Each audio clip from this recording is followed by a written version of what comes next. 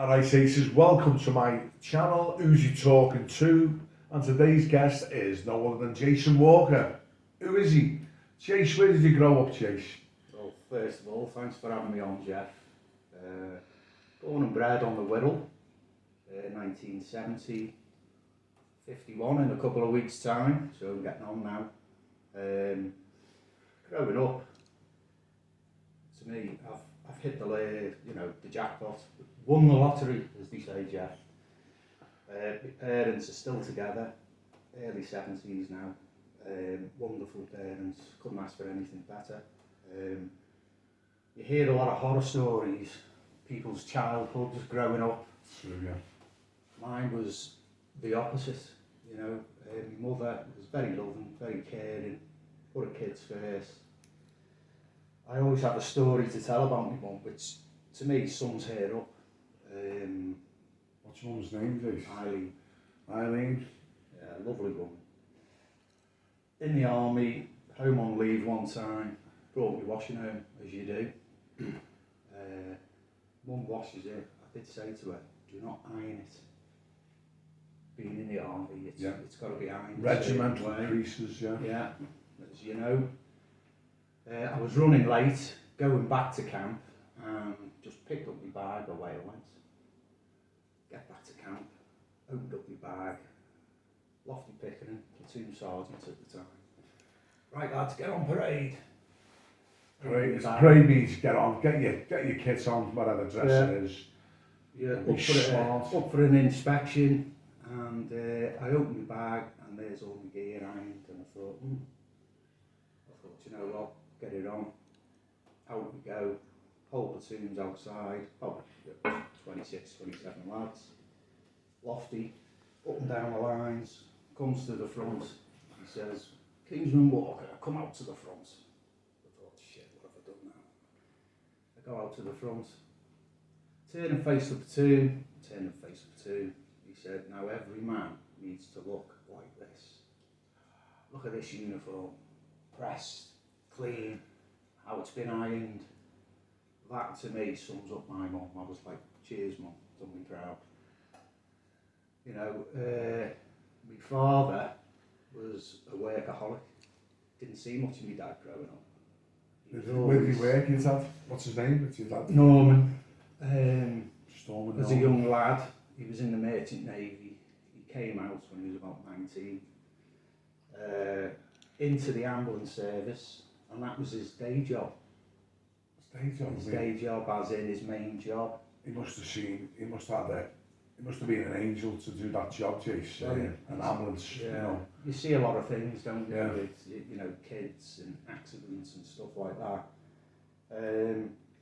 So basically, he was in the ambulance service, but at the weekends he had a second job, a third job, a fourth job. And I remember him coming home and he'd give his wage packet to me mum. That was from the ambulance service. Unopened. In them days you got paid by week in an envelope. And the brown envelope went straight to your mum, eh? So he'd give that unopened to me mum, and then it was a case of earning his own money to kind of like do other things. So from an early age, he started DJing. So he was a DJ, and he did that for over 30 years. I actually remember him, every party in Morton, because I grew up close with Jace, and your dad was on the decks, right? Yeah, the phone was permanently going at home. I remember we used to have a diary by the phone. We used to pick it up as kids, and it'd be, can I book Norman for a disco? It'd be a 23rd. What was his DJ name? What was his, do you remember his DJ name? Delicate Norm. Delicate Norm, mate, on the decks. And in them days, is it right, there was no like laptops or CDs, it was all, you had to carry all records and stuff. You had to carry your vinyl, so there was cases and cases of it in the house. Needles. Yeah, so he did that for 30 odd years. At the weekends as well, he'd be digging graves, cutting the grass at the cemetery, doing all kinds to earn that extra money. So hence, growing up, I didn't see much of him. Did you ever go? Was always at work. Did you ever go with him to a night on when he's on the decks? Well, what kind of happened is I turned one of his other ventures, he reminded me of Del Boy out of Fools and Horses. He was always trying to make, you know, his million. He'd always have his day job, and anything else was an extra. You know, the DJing. When I was about 12 or 13 years old, he got onto the Market Gardens on Liso Road there. Yeah, take it off the council, it was like a lease. It was 13 acres, I think it was. So come Saturday and Sunday, I'd be down the land. It was fruit and veg, so I'd be working all day Saturday, all day Sunday. Was he harvesting it? Yeah, was he planting it? You would plant tomatoes, lettuce, cabbage, leeks, all that type of stuff. He'd then take it to market and sell it.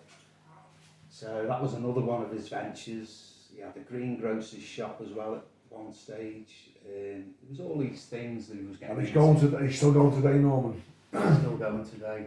Norman, big plug up for your son. But when I turned 15, it was my last year in school, and it got to the stage where he always took a partner with him on the discos. Yeah. It was our Martin at the time, and he packed up. So I turned 15. I'd come in from school on a Friday. I'd get showered, suit on, and I'd go with my dad on the disco. We'd roll in 2 in the morning, you know, both pissed. Up at 6, down the land all day, come in, Saturday tea time, shower, suit back on, back out on another disco, come in again 2:30 in the morning, wherever we've been, up again Sunday, down the land all day, Sunday working again. Sunday night we had the residency at the time in the Apollo. The Apollo social club in Norton. And I'd come in again after midnight, and then up for school Monday. I'd be in the classroom Monday like that. An absolute wreck with lager spots all over me.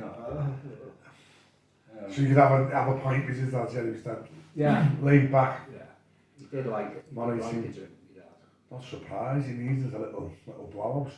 Was there any incidents that you recall whilst DJing? Because in them days, obviously things were more aggressive on the beer. Or... I mean, what does spring to mind is we never liked going to Birkenhead. You know, someone would ring up and it'd be, 18ths were probably the worst. An 18th, coming to an 18th in the Argyle. Exactly. And it would always end up in a big punch-up. But we'd be, looking behind the disco and staying out the way kind of thing. So yeah, Birkenhead was to be avoided, especially 18ths. It was always a, oh no, It's always the same. I've done 18th and 21st. They not used to be ale, are they? No, I'm still not used to the ale, but that's another story. Going into your school lives, because obviously I like to plug your school. What was your first primary school? I went to Sandbrook, and I was absolutely made up when I walked in that school to see a swimming pool. I couldn't believe it. A swimming pool? They had a swimming pool. So I think it was every Wednesday afternoon, we'd go in the pool. And it was something that I took to. I love swimming, and it was something that was pretty good at. And I think I was the only kid in the school at the time who could do the butterfly, which would serve me well later on. Yeah, the butterfly. That's a physical stroke, as they once say. Yeah. So Shamrock itself, yeah. Did you meet any friends that you've always been together since? Have you got bonds and Shamrock? Yeah, I'm still friends with some of the kids I went to school with there today. Well, unfortunately, there was Danny Charlotte was in the school. He died in a tragic accident when he was 24. Lad's holiday in Turkey. He was a cracking lad, cracking footballer, left footer. He had trials for Man United at one stage. Very sad. But I am in touch with some of them people. I went to school. Danny Charlotte, yeah, that rings a bell. I mean, obviously I knew Danny, and when you think about it, he was destined for, for better things from the football. I mean, when I was in Sandbrook, I had Mr. Underwood. I always remember my school teacher. I was in there 3 years. Every year I was always in his class. I don't know whether he kept me with him because I did struggle in school. Educational. I wasn't good at all. I remember I used to walk in the class and he'd go, Jason, up to the front. And he'd just make me stand at the front with him. and I'd just be reading. And he'd be teaching the class at the same time. Talk about multitasking, he'd be bum bum bum, and he'd be looking at me and bum bum bum. And I just used to be sat there, read. He knew I was behind and I was struggling. And then he'd get me sat down, copy, get me writing. So I left Sandbrook 3 years, I could read, I could write. Yeah, Due to that teacher, a lot, I mean, picking up that I wasn't, academic in them ways. exactly. And it's put you into a good stead of life, so well done, Mr. Anderson. Mr. Underwood. Oh, sorry, Mr. Underwood. And then you went to Henry Mel's. Well, it was Lingham first. In them days, you went to a middle school. But after 2 years, I was going into the third year, and it shut. All the middle schools shut, and then it was a case of you go directly. So I went straight into Henry Mel's, straight into the second year. An all-boys school, yeah. Yeah, Eddie Williams on yesterday. He was saying, yeah, it was an all-boys school. He said there's a lot of trouble between Elisa and Morton. It's still going on today, actually. The rivalry of gangs.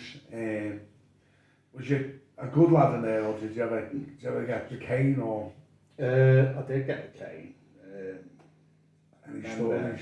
We were in the fourth year, and he brought in what was called TVEI, if I remember rightly, and it was this new scheme he brought in, where all the schools in the area get a chance to go to the local college for one afternoon a week. So Henry Mel's would be, say, a Tuesday, St Mary's would go on the Monday, Moslan's would go on the Tuesday, and so on and so forth. It was Carlett Park College. I remember being pulled in, all the school, and being told that this is an opportunity, be on your best behaviour, So at the time I was doing horticulture because my dad had the market garden. Horticulture, that's it. As in, gardening and growing stuff and all the rest of it. So I got to go to college on a Tuesday afternoon. It was an adventure, something different. Myself and Stephen Balker, he was in the same class doing horticulture. Stevie Balker, is that his dad run the West Griddle, the boxing club? Yeah, it's the Balkers that run the local boxing gym. So me and Steve are good friends, but we do like a bit of banter. Yeah. So the first afternoon, we arrive at Carlett Park and we're in there, and we're warned, best behaviour, We're in the garden, it's like a plot, and we're digging away, and Steve's got a fork, and I've got a rake, and we're doing bits and bobs. Little did we know, the headmaster of the college, his window was just like next to where we were working. So there he is, we're listening to what we're saying. He was dropping on you, yeah. So me and Steve start our normal banter, we're effing and blinding, taking the mick out of each other, and then it gets a bit too far.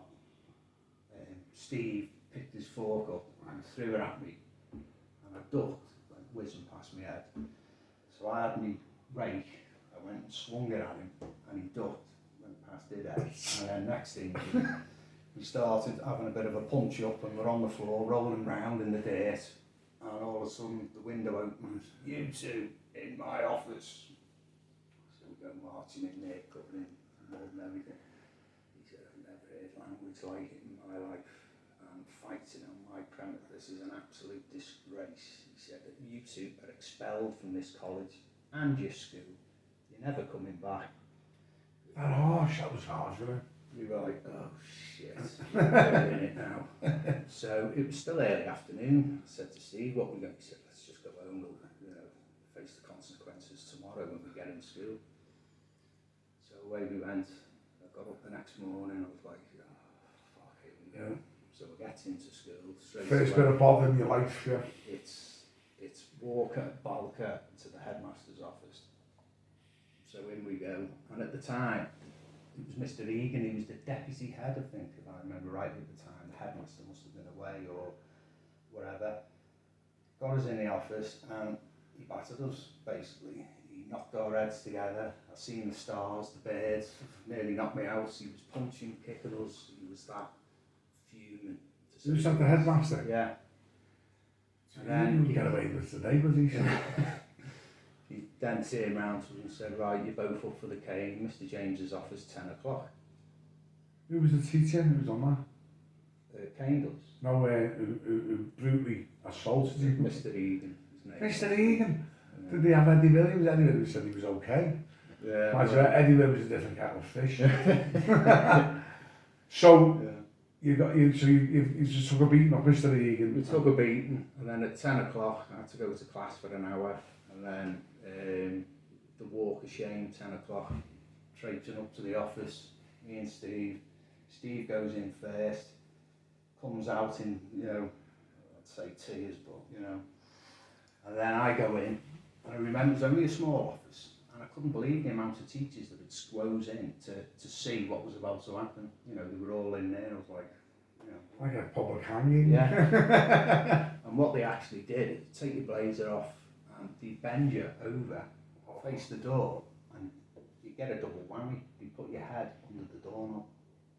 So as you get whacked across the arse with the cane, your head would come and you bang against the doorknob. So we give us... I could say give you proper brain damage. Yeah. Hey. So we got 3 of the best.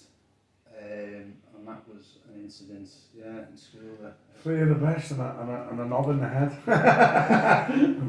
Honest to God, I must admit, but it done you no harm, as they say. No. Do you think corporal punishments, as in caning now, should be, do you think it should still happen in school, the way things are now? I mean, it did me no harm, put it this way, I was caned once. Yeah.